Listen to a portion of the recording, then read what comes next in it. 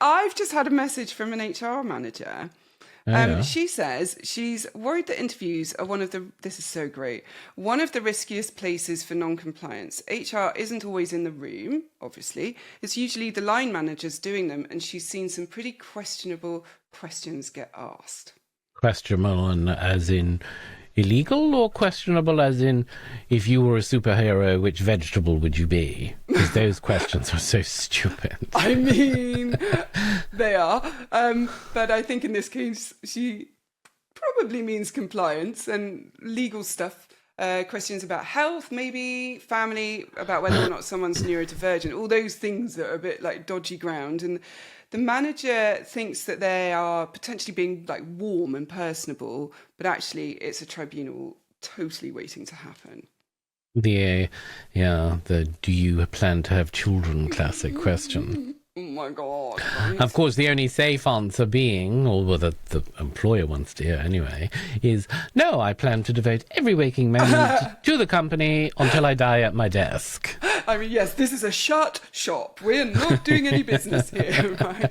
But, I mean, that in itself is illegal, isn't it, now to ask? So, but this is just it exactly. And the frustrating thing is that HR people know this. They're trained. They've had those legal updates, but managers, they just don't. They're often just winging it, and they're trying to get a sense of the person, which is exactly the moment when things might slip, Yeah, and I suppose as well, the candidate gets caught up in this kind of weird theatre, don't they? On the outside, it's all glass meeting rooms and clipboards and awkward handshakes and what have you, but underneath all of that, it's chaos. Right. And that chaos, that isn't neutral at all. And that's kind of the point. Because, like, if a manager asks maybe a vague or inappropriate question and the candidate happens to be neurodivergent, suddenly it's not just awkward, it's actually discriminatory. And, like, take the classic one. The one that it just strikes fear into most people. But that classic, tell me about yourself. For a neurotypical brain, it's largely fine. They can at least filter it. You would filter and you would pick. You would know, rather, even to pick a couple of career relevant highlights, and you're kind of done. But someone like me with ADHD or someone with autism, it's kind of like being shoved onto a stage with no script at all, and you've got 100 answers arriving at once, or worse, none at all. Actually, I don't know which is worse, but none at all. And you either freeze, or you ramble, or you overshare. And the manager overshare? No. I mean, do we need to go at me right now? But but the point being, apart from even with my oversharing, the manager might read that as a lack of confidence or a poor fit for the team. Right? Yeah, for sure. But I mean, all they've really tested in that is who's best at bluffing, which is really quite useless, to be quite honest with you. Well, unless you're auditioning or interviewing for a poker team, right? Right. But the thing is, though, you're right. There's a kind of really serious bit under the Equality Act says that if the way you run your interview disadvantages someone because of either a neurodivergent condition or whatever it might be, that's discrimination. And it really doesn't matter whether you mean it kindly. The law cares about the impact, not intent. So harmless small talk then becomes a compliance grenade. I mean, this is like joy to my soul. But yes, that's exactly it. It's bloody small talk. Anybody with ADHD or autism really struggle with those things. But the manager thinks that they're kind of putting the candidate at ease with it. In reality, they're handing the candidate grounds for a tribunal in that instance. Yeah. Well, I mean, let's be honest. Managers love small talk, don't they? Do you have children? Where are you from? What does your partner do? They think, I suppose, they're getting the measure of someone. What they're actually doing, though, is getting a list of protected characteristics that they shouldn't be using to judge suitability. Absolutely. And if the candidate isn't then hired, that conversation can be used as evidence. And you can imagine the barrister reading out in court, you asked if she planned to have children. She didn't get the job. connect the dots, you know? Connect the dots, exactly. And once you've Right. asked it, you can't stuff it back in the box. No, The damage is not done. at all. Exactly. And that's why HR people get so nervous. They can't sit in on every interview, but every slip a manager makes exposes the company to risk. And it's not just legal, it's human too. Like if you're neurodivergent and you leave an interview feeling humiliated because you couldn't answer a vague question, that does real harm. That's not okay. Yeah, but and no, it's not. The thing is, though, with these kind of questions, they're not even predictive. That's Right. that's the bit that always tends to amaze me. So these woolly, unstructured chats, they don't tell you who'll do the job well. All they reveal, in most cases, is who's good at interviews, which is a completely different skill set. Totally different. And the research to support that is totally clear.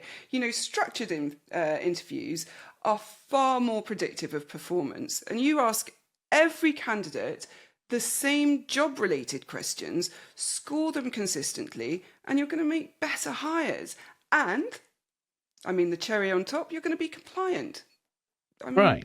why would you not? Managers, I mean, they treat it a bit like a date, don't they? Oh my Let's God. see if we click, you know? It's so Which true. It is, right? Which is how you end up hiring people that you'd happily go for a drink with. Not necessarily people who can do the work. And I'm going to put a little bit of psychology in that. Oh, please do. This We is always called love that. affinity bias. Oh, yes. No, I've heard of that one. You hire people that are like you and you think it's instinct, but it's just prejudice, really. Hmm. And that's why structured questions will take that out of the equation. And So why don't that's more great. companies do it then? Is it laziness or, I don't know, is it the thrill of improvisation? I mean, honestly, it's going to be a bit of both. Some people think scripts feel too rigid. They want a natural conversation. But natural conversation is exactly where compliance dies, because natural conversation drifts into family, health, background. And those are things you're not allowed to use as criteria, right? Yeah, that's true. And I mean, most natural conversation is dreadful anyway. You know, right. if you've ever been trapped at a wedding table, you know that these conversations are horrendous. Unstructured chat is a disaster. I mean, so many bad conversation at a wedding. I mean, yes, Paul, that's it. Not quite. Is that an interview without a script? Okay. I mean, at the end, everyone pretends they enjoyed it, don't they? And it's exactly the same with an interview. But nobody actually did. Well, yeah, that's true. Okay. But that's why HR people then write to us worried, because they know managers improvise and they know the risk. I mean, bored wedding guests. But the solution really isn't complicated. All you need, is training scripts, clear boundaries. And the biggest thing is always going to be organizations have to take it seriously, right?